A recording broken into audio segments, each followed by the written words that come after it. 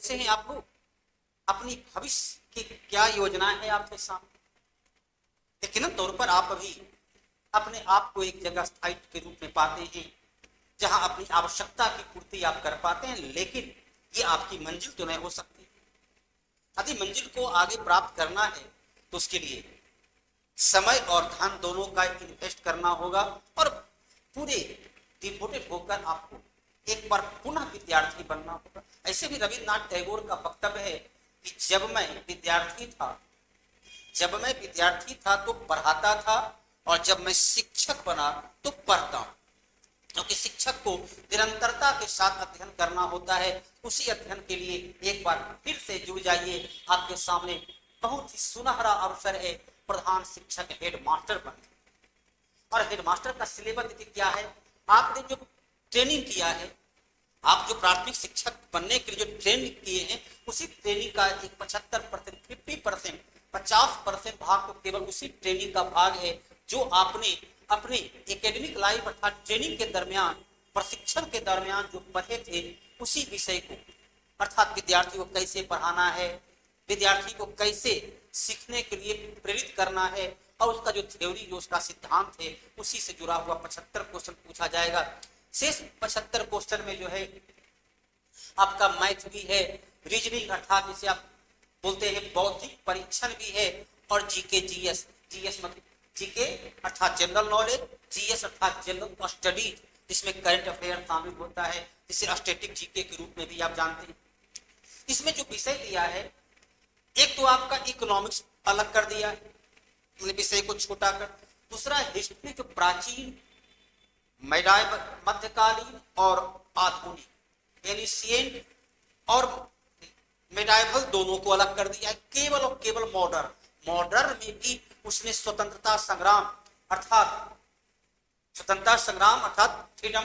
Fighter को ही मुख्य आधार बनाया, वहां भी सिलेबस को कम कर दिया। तो आपके पास जो है भारतीय स्वतंत्रता संग्राम, भारतीय राज व्यवस्था, भारतीय संविधान, कार्यपालिका, विधायिका, न्यायपालिका, एग्जीक्यूटिव, लेजिस्लेटिव और जुडिशियल, इसके अलावा स्थानीय स्वशासन, पंचायती राज, लोकतांत्रिक विकेंद्रीकरण,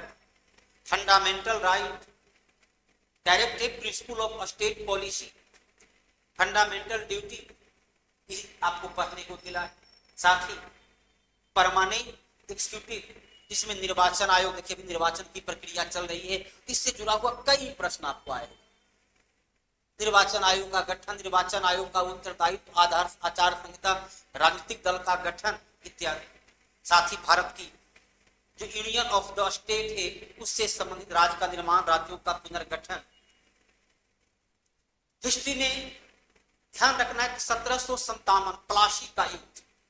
1757 प्लासी का युद्ध के पश्चात बक्सर का युद्ध, और उसके पश्चात अंग्रेजों की भारत की विजय की यात्रा, जिसमें 3 कर्नाटक युद्ध, प्रथम कर्नाटक युद्ध के बारे में आपको यकीनन तौर पर पता होगा, 1746 से 48, द्वितीय कर्नाटक युद्ध 1749 से 54, तृतीय कर्नाटक युद्ध 1756 से 63, उसके पश्चात जो है 1757 प्लासी का युद्ध, 1764 बक्सर का युद्ध। उसके पश्चात आपको अंग्रेजों की भारत विजय में 4 मैसूर युद्ध, पहला मैसूर युद्ध 1767 से 69, दूसरा 80 से 84, तीसरा 1790 से 92, चौथा 1799। फिर आपका है 3 मराठा युद्ध, पहला 1875 से 82, दूसरा 1803 से 6, तीसरा 1818। सिख युद्ध, फिर आंग्ल अफगान युद्ध, आंग्ल बर्मा युद्ध, आंग्ल नेपाल युद्ध, और महात्मा गांधी के द्वारा किया गया काम, क्रांतिकारी गतिविधियां, सामाजिक संस्था, राजा राम मोहन राय से लेकर ईश्वरचंद विद्यासागर तक। तो आधुनिक भारत जो आपको याद कीजिए कि आप जो है जब इंटर के विद्यार्थी रहे होंगे, इंटर में जो विषय वस्तु आपके सामने है केवल उसे ही रखा गया है। करंट अफेयर, जिसमें राष्ट्रीय अंतर्राष्ट्रीय घटनाक्रम को रखा गया है, अर्थात अभी देखिए G20 की बैठक हुई, तो G20 क्या है, G7 क्या है, आसियान क्या है, सार्क क्या है, इसके अलावा विश्व बैंक क्या है, अंतर्राष्ट्रीय मुद्रा कोष क्या है। अभी इसी साल देखिए G20 ये T20 का खेल होगा, उसके पहले भारत में विश्व कप का जो है सो खेल समापन हुआ है, फिर उसके पूर्व हॉकी का विश्व कप खेल समापन हुआ, तो कुछ राष्ट्रीय अंतर्राष्ट्रीय फ्रेंच ओपन, ऑस्ट्रेलियाई ओपन, फिर बुकर मान पुरस्कार से लेकर के नोबेल पुरस्कार तक, तो अंतर्राष्ट्रीय घटनाक्रम से जुड़ा हुआ 5-7 क्वेश्चन पूछा जाए। तो बड़े ही सलीके से सिलसिलेवार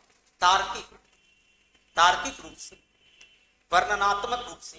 विश्लेषणात्मक तरीके से आपके सामने उन तमाम विषय को फैक्ट के साथ रखा जाएगा। सतसैया के दोहरे ज्यों नाविक के तीर, देखन में छुटन लगे भाव करे गंभीर की तरह, जहां कम से कम शब्दों में अधिक से अधिक उत्तर देने में आप सक्षम हो सकते हैं, उस आधार पर आपको फैक्ट के साथ पढ़ाया जाएगा। तो यदि आप अपने भविष्य को अपनी मुट्ठी में करना चाहते हैं, तमाम प्रकार की निराशा से मुक्ति, मैथिली संगुप्त की पंक्ति की तरह न रहो न निराश करो मन को, कुछ काम करो कुछ काम करो, तो यदि इस पंक्ति को आप अपने जीवन का मूल ध्येय बना चुके हैं, तो आइए राजधानी कोचिंग और इसके कश्यप से जुड़िए। आपको हर जगह हर समय आप देखेंगे कि उचित गाइडेंस के रूप में मैं आपके साथ खड़ा रहूंगा। पग पग पर आपको उचित मार्गदर्शन करते हुए मंजिल तक पहुंचाने में आपके साथ कदम से कदम मिलाकर चलेंगे। विद्यार्थीगण आइए जुड़िए, और ऑनलाइन बैच जो है आपका चल रहा है, 4 अप्रैल से इसकी बैच की शुरुआत होगी, अर्थात नए वर्ष में नए कलेवर के साथ, नई उमंग नई उत्साह के साथ हम लोग आपस में मिलकर कदम ताल बढ़ाते हुए चले। जय हिंद।